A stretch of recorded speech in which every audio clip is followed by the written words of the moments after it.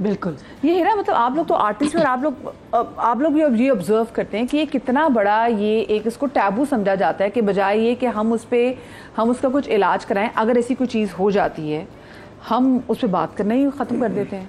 यार मुझे समझ ये नहीं आती कि मेरे साथ भी हुआ कि आप लोगों ने देखा भी 16 साल बाद मेरे यहाँ माशाल्लाह बेटा हुआ है और मेरी एक बेटी थी, तो लोगों ने एक माशरे में एक चीज़ बनाई हुई है कि अगर औलाद नहीं हो रही है तो उसे शायद सिर्फ औरत की प्रॉब्लम है। मेरे साथ तो मुझे ये भी फेस करना पड़ा कि मुझे लोग कहते यार आपकी जो है हस्बैंड से सही बनती है, आप लोगों की म्यूचुअल अंडरस्टैंडिंग है, मतलब आप कैसे जज कर सकते हैं किसी को। तो ये चीज़ जो है सामना तो आपको पता है कि औरत को ही करना पड़ता है, आप मर्द से सवाल नहीं करते।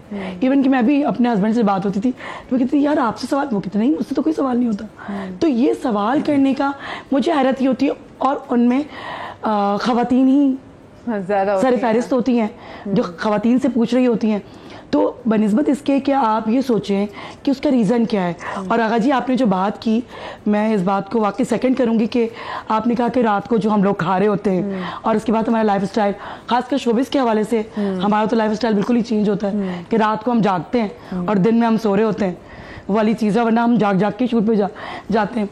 तो ये वजह भी सबसे बड़ी होती है। और मेरे साथ जो मैंने फ़ील किया वो वेट था कि मैंने काफ़ी ज़्यादा पुट ऑन किया हुआ था और उस वजह से शायद कंसीव नहीं हो रहा था।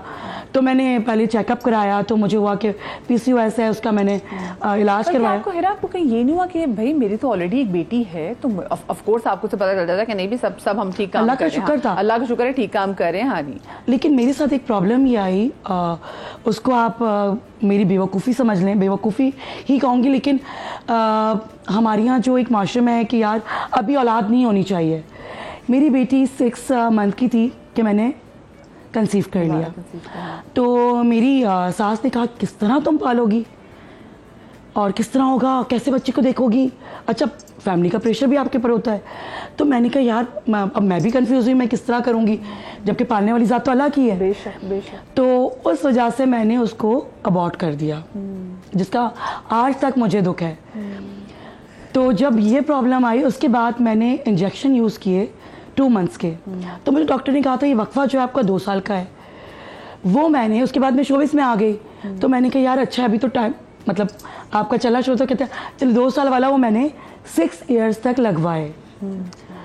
और उसके बाद मदिया मुझे प्रॉब्लम 6 इयर्स आपने जो इंजेक्शन लगाई, डॉक्टर के कहने पे लगाई या फिर नहीं, बस मैंने कहा चले यहाँ चलो काम चल रहा है। उससे ये हुआ कि मुझे हार्मोनल इशू आना शुरू हुए, मैंने पुट ऑन किया, मुझे हाई ब्लड प्रेशर हो गया।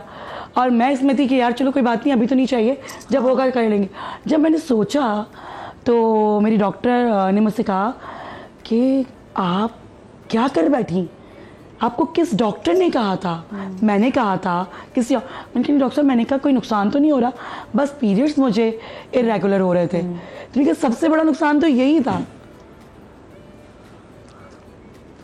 मैं आपसे पे वो जो डॉक्टर साहब एंडोक्राइनोलॉजिस्ट जो बता रही थी ना कि एक चीज़ का असर फिर हमारी बॉडी के मुख्तलिफ पार्ट्स में होता रहता है, हमें उसका अंदाज़ा नहीं होता। हमारे पैरामीटर्स कुछ और होते हैं, असल कहानी कुछ और होती है। जब तक के डॉक्टर को आप कंसल्ट नहीं करें, जब तक कि आप उसकी राय ना लें, कोई चीज़ अपनी तरफ से करना, सेल्फ मेडिकेशन करना जुल्म है, पहली बात। दूसरी बात ये कि हमेशा मैं लोगों से दरख्वास्त करूँगा, कोई भी मसला हो, खुदा के लिए टेस्ट करने में जल्दी करें।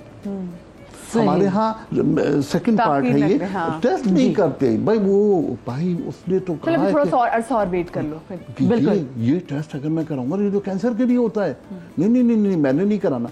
हालांकि इसका दूसरा पार्ट ये बहुत इंपॉर्टेंट है, वो ये कि अगर फर्स्ट ग्रेड में आपका कैंसर डायग्नोस हो गया तो काबिल इलाज है, आसानी से ठीक हो जाएगा। आप उसे 4th ग्रेड तक ले जाते हैं, फिर मजबूर हो करके आप टेस्ट कराते हैं। तो भाई बायोप्सी फर्स्ट स्टेज में क्यों नहीं कराते?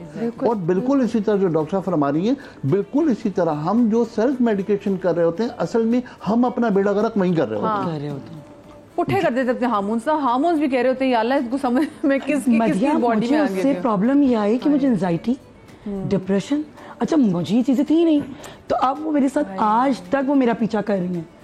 इवन कि जब मैंने कंसीव किया और बेबी हुआ मेरा, उसके बाद भी मुझे काफ़ी, अब मुझे एंजाइटी। लेकिन मुझे बताइए, जो आपने इंजेक्शंस लगवाए और आपने 6 साल तक लगवाए, उसके बाद आपको खुद को ठीक करने में मतलब हिरा कितना टाइम लगा कि आप दोबारा फिर कंसीव करने, आपने दोबारा कंसीव हुआ? ये मदिया कि मैंने PCOS मुझे हुआ, उसका मैंने ट्रीटमेंट करवाया, हुआ, ट्रीटमेंट सही हो गया, टेस्ट बिल्कुल सही आ गए सब कुछ, लेकिन कंसीव नहीं हो रहा था। फिर काफ़ी लोगों ने बातें बनाई, चीज़ें हुई, तो यार अल्लाह से माफ़ी मांगो। मैं जाहिर सी बात है कि वो एक गलत चीज़ तो हुई ना, और लेकिन आपको आ जाता है उसमें कि शायद मैंने वो भी किया। फिर मैं अल्लाह के घर गई, मैंने कहा अल्लाह पाक अगर नसीब में है तो तू दे दे। 2018 की बात कर रही हूँ। उसके बाद भी कुछ ऐसा नहीं हो तो फिर मैंने उम्मीद छोड़ दी ना। मैंने कहा चलो अल्लाह का शुक्र है, एक बेटी है और ये तो नहीं है ना कि नहीं है, नहीं, हाँ, तो बहुत से लोग मुझसे बोलते थे मसला क्या है, क्या हो गया। मैंने कहा यार मतलब आप मुझसे ये सवाल क्यों कर रहे हैं? लोग कहते हैं चलो बहन है बस इसके भाई कर लो, हाँ, एक भाई हो जाए ना, एक फैमिली कंप्लीट कर लो, सब चीजें। हाँ, अच्छा अब हुआ ये कि मैंने वो चीज़ छोड़ दी उम्मीद। फिर मैंने वेट गेन किया था, फिर मैंने उसका ट्रीटमेंट किया। ट्रीटमेंट जब मैंने हर्बल ट्रीटमेंट लिया, डॉक्टर उमेर आयल से मैंने ट्रीटमेंट लिया। उसने मुझसे कहा, एक शो में हम मिले तो कहने तुम ये करो, मेरी प्रोडक्ट है। मैंने कहा चलें करके देख लेते हैं। वो मैंने प्रोडक्ट उनकी यूज़ की, और ये मैं बिल्कुल भी कोई पब्लिसिटी उनकी नहीं कर रही हूँ, जो मेरे साथ हुआ है वो मैं बता रही हूँ एक्चुअल। अब वो मैंने किया और तकरीबन 15 से 20 दिन में मैंने 8 से 10 kg रिड्यूस कर लिया, जिसमें 3-4 kg तो वाटर वेट भी होगा आपका। ठीक है। उसके 2 महीने बाद मुझे ऐसा लगा कि शायद मैंने कंसीव कर लिया। तो मैंने जब अपने हस्बैंड से कहा छोड़ो छोड़ो बिला वजह की तुम उम्मीद है, मैंने कहा नहीं देख लेते हैं। और जब मैंने किया तो मैं आपको बता नहीं सकती कि उस टाइम मेरी फीलिंग क्या थी। और अल्हम्दुलिल्लाह अल्लाह ने मुझे बेटे से नवाजा है।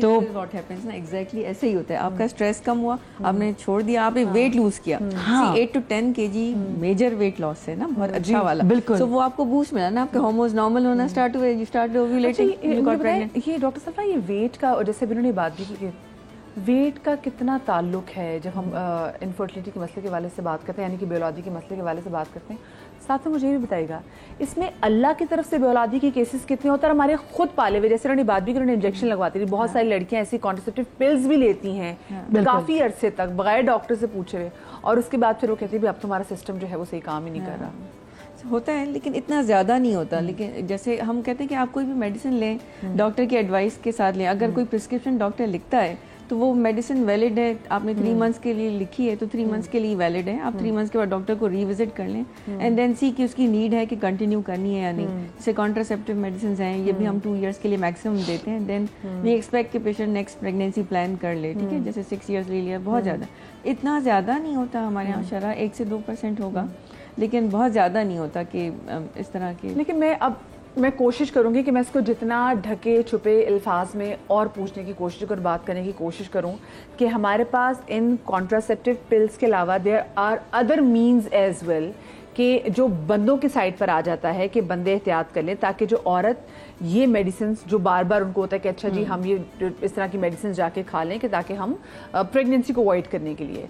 तो आपको नहीं लगता कि वो जो मेडिसिन की ज्यादती है उसकी वजह से भी ये बेऔलादी का मसला बढ़ता है? मैं तो बल्कि एक जगह पढ़ी थी, ब्रेस्ट कैंसर की भी एक बहुत बड़ी वजह है कि जब हम कॉन्ट्रासेप्टिव पिल्स इतनी ज्यादा लेते हैं। हाँ, इसका कुछ 100% एसोसिएशन नहीं है, लेकिन कुछ स्टडीज कहती हैं। हाँ, तो वही ना कि आप, हम ये कह रहे हैं ना कि आप मैक्सिमम 2 years के लिए लें, और डॉक्टर की गाइडेंस में अगर आप दिखाते रहें, 6 मंथली आपका चेकअप हो रहा है, ब्रेस्ट एग्जामिनेशन, आप सेल्फ एग्जामिनेशन कर रहे हैं, या आप अगर हाई रिस्क ग्रुप में फॉल करते हैं तो फिर आपको तो उस तरह की पिल्स एडवाइस नहीं की जाती। हाई रिस्क में मतलब आपकी फैमिली हिस्ट्री है, इमीडिएट आपकी मदर, खाला, पुप्पी या आपकी बहन, बेटी, इनमें से किसी को ब्रेस्ट कैंसर रहा हो तो फिर आप वो भी ज़्यादा रिस्क। जी जी। अच्छा, कॉलर भी हमारे साथ हैं, मोहम्मद उमर आज़ाद कश्मीर से, उनकी कॉल भी ले लेते हैं। अस्सलाम वालेकुम जी।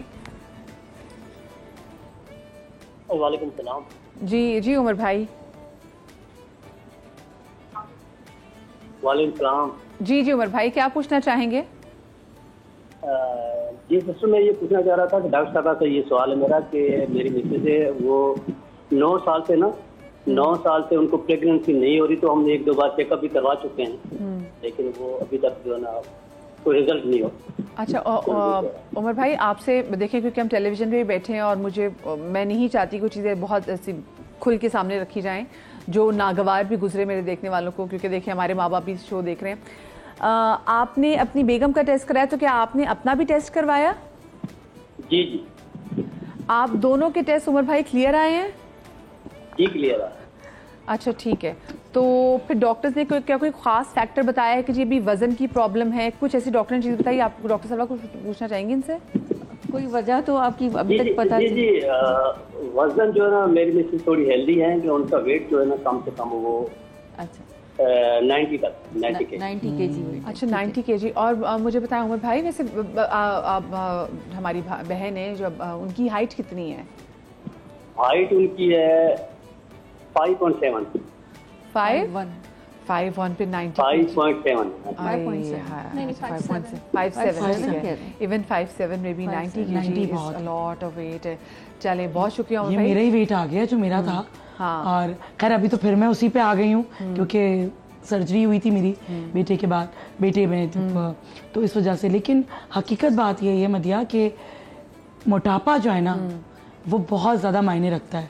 मेरी एक कज़न है, हाँ, जी। अभी उसकी मैं यहाँ से आपकी बात कंटिन्यू करूंगी। मोटापा हिट कैसे करता है तो मैं डॉक्टर से पूछना चाहूँगी और फिर आगा साहब से भी, लेकिन मुझे छोटी सी ब्रेक लेनी है। ब्रेक के बाद हाजिर होते हैं तो थोड़ा नफ्सियाती पहलू के वाले से भी बात करना चाहेंगे। डॉक्टर कुलसूम हैदर हमारे साथ होंगे, लेकिन ब्रेक के बाद।